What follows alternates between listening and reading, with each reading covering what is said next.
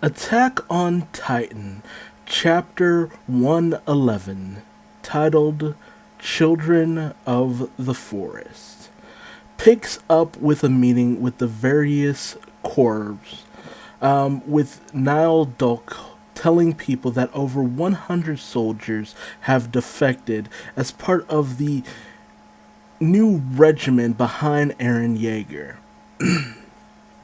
A lot of them come to fully believe that Eren was behind, or at least some part of the people who were behind him were, complicit in the killing of Commander Darius Zackley. They start to call them Jaegerists, which is a dumb as hell name, but, Hanji questions what exactly their goal ultimately is. They go over it and decide that the ultimate goal is having Eren meet up with Zeke Yeager, with the killing of Zachary being a way of just strengthening their resolve in order to take over the people of Paradise Island. Many wonders how they were able to get so many people underneath Zeke, and how many people just believe in what Zeke is going for. The theory that Hanji proposes is that, it's part of a way of, showing the loyalty of the people towards Eren, who has the power of the founding Titan.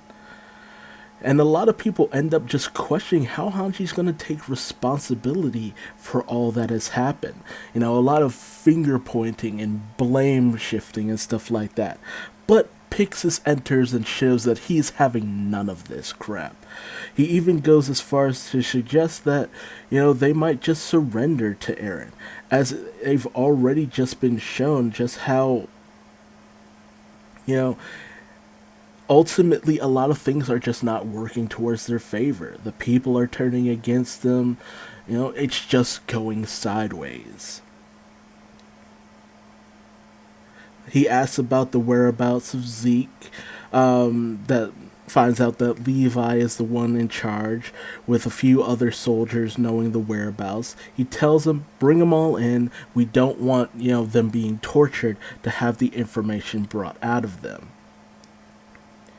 They also decide to put our men under, closer surveillance, simply because of the fact that now with him having the power of the Colossal Titan, he's going to be a target as well.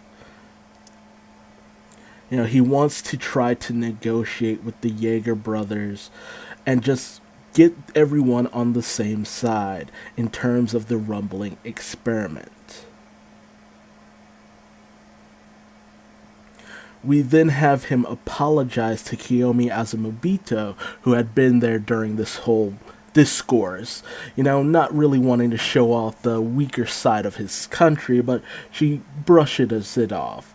And as everyone exits, she talks to Mikasa, hoping to get her out of harm's way should things go wrong in this country, with Mikasa simply saying she will stay and fight, even kind of blowing her off, knowing that the Azumabito clan has invested all this time, resources, and money and gone into a considerable amount of debt simply because of the resources of Paradise Island, which, even if things go sideways, they'll still be able to gain with enough, mining and ability. Just get there first on the scene, pick it out of the wreckage, all that good stuff. And Mikasa knows this very well. Although, Kiyomi does try to make it seem like she does still care about the royal family and her Mikasa's royal bloodline. So it's shown that maybe she does actually value Mikasa's blood and the family that Mikasa comes from, but Mikasa was never about that to begin with, so she still brushes this off. Meanwhile, at the restaurant that Niccolo works at, Mr. Browse and his family, along with the orphans, including Falco and Gabby, all enter, with Kaya reassuring Gabby that since Niccolo is a Marleyan, they can trust him, and they should be able to get some help from him as well. And as the family sits down in order to just devoured the delicious food, we also have Niccolo called out to meet up with, Jean, Ayokapon, Hanji, Armin, Kani, and Mikasa, who have all come to just question exactly if Niccolo has any involvement with what happened between Zeke's forces. Jean notices a bottle of wine that's usually reserved for military police, and he tries to get a little sip in, but Niccolo snatches it out of his hands and distracts him with a little bit of racist talks in order to just kind of ramp up the tension and why he's being so handsy with, keeping the wine away from John, showing that there's something very special about that bottle of wine specifically. However, as he makes his way out, Falco and Gabby, excuse themselves from the dinner table and go rushing over to Niccolo in order to talk with him in private. They tell him about the fact that they were warrior candidates and have made their way over to this side. They had been captured by the Survey Corps. They made their way onto the blimp, and all this stuff. However, Niccolo unfortunately starts to put two and two together because, having been very deeply in love with Sasha, he knew what had caused Sasha's death. And he starts to try to question Gabby about whether or not she killed a female soldier, which Gabby, with a little too much enthusiasm, tells him, yes, I took down one of those devils. Falco catches on to this almost immediately, and I love the transition of Falco just realizing it's just like, oh, no, Gabby, shut up, Gabby, shut up, Gabby, shut up. But Gabby is just too overzealous in her zealotry, and she just spills the bean, and Niccolo just goes to smack her with the bottle he still has in his hands and smashes it right over Falco's head, who had dove in to save Gabby. Gabby starts freaking out, Niccolo starts freaking out, and he just decks Gabby in the face, drags her upstairs, just throws her in front of the Blouse family, and just, professes it was her. It was this little girl who killed your daughter. Even with the intervention of, all the Survey Corps members, he holds Falco hostage with a knife, and he turns the cleaver over to Mr. Blouse, being like, if you won't kill her, I will. And Gabby starts to just kind of scream at Niccolo. It's just like, unhand him. How could you be seduced by these devils? It's not too late. Come back to your senses, all this stuff. And he's just having none of it. It's just like, what is this little brat to you? Is he someone you care about? Is he someone you love? I had someone I loved too, and yet you killed her. It was your fault. Ultimately, Mr. Blouse does ask to have the knife turned over to him, but then he passes it over to his wife.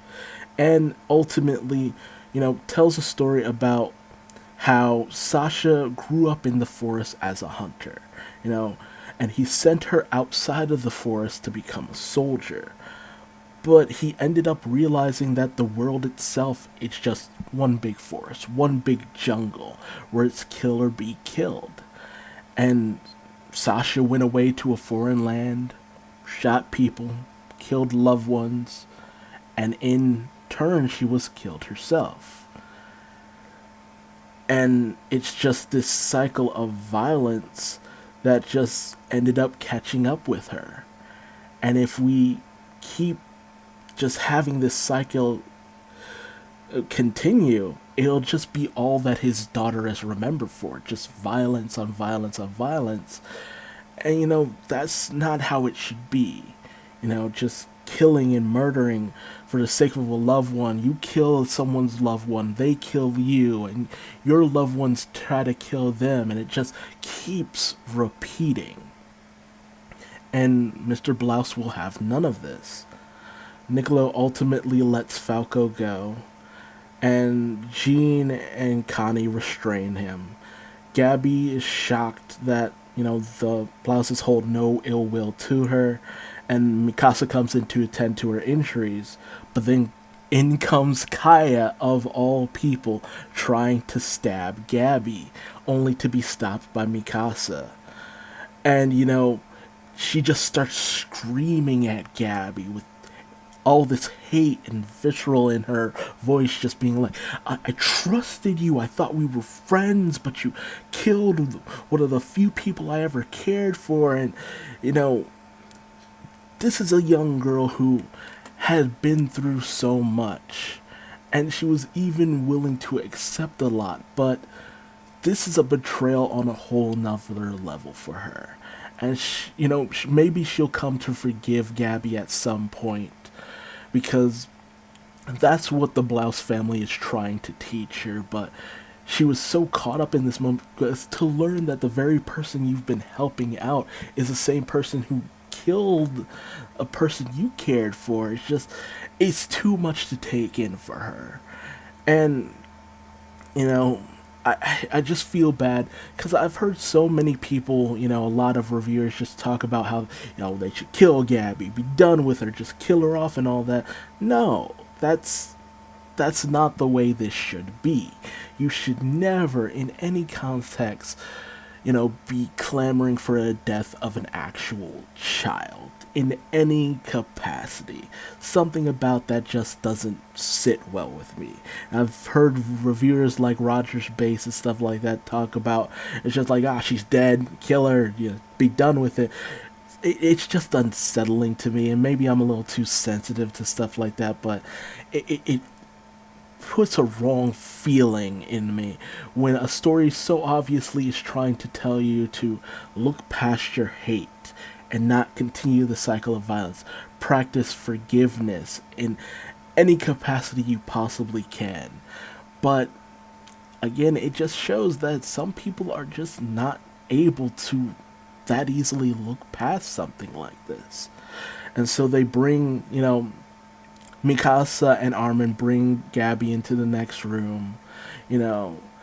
Kai is held by the Blouse family and the other orphans in order to just, keep her restrained and just comfort her in whatever they can. And, as our chapter comes to an end, a very bitter end, Niccolo tells Hanji to do her best to rinse out Falco's mouth, as he reveals that a bit of the wine might have gotten in his mouth, although it may be too late. And when Sanji, with a knowing fear in her voice, asks Niccolo what was in the wine, he proclaims it may have been infused with Zeke's spinal fluid. As you know from last week's chapter, Zeke's spinal fluid can actually change people into titans, bring them under his control, all manner of things. And it's the very same wine we saw Niccolo providing to higher class members of the military, showing that Zeke's influence runs a lot deeper, and it very well may have gotten to Eren as well. But tell me your thoughts on the chapter in the comments section below. What do you think will happen next? Will Gabby have actually managed to had a change of heart because of all these events? Will Kaya ever forgive her? What will happen to Falco now that he's ingested Zeke's spinal fluids? Will he turn into a Titan or just become under Zeke's control? And where will it go from there? What's Zeke's ultimate end goal here? Is he just simply controlling Eren, or will we come to find out that this is Eren's will as well? It explains a lot, because I still to this day haven't felt right about the way Eren's been acting. Up until a year ago in this world's time, he was the same Eren he's always been. But now, no. And 1 year, that's a lot of change in a person in the course of a year. With no real major events to go and do what he did just as easily as he did it, something is not right there. And if it's ultimately Zeke, What is Zeke trying to really accomplish here? Because we're definitely not hearing the whole truth. And will it come down to Mikasa ultimately being the one to put Eren down in order to truly save him from Zeke's influence? We'll just have to wait and see. Not to mention, we know that the Marleyan forces have invaded Paradise Island, so that's going to come underway soon as well. But hey, if you liked what I had to say in this video, leave me a like. If you didn't like what I had to say, leave me a dislike and tell me in the comments what I'm doing wrong. And subscribe for more chapter reviews of Attack on Titan. Thanks for joining me.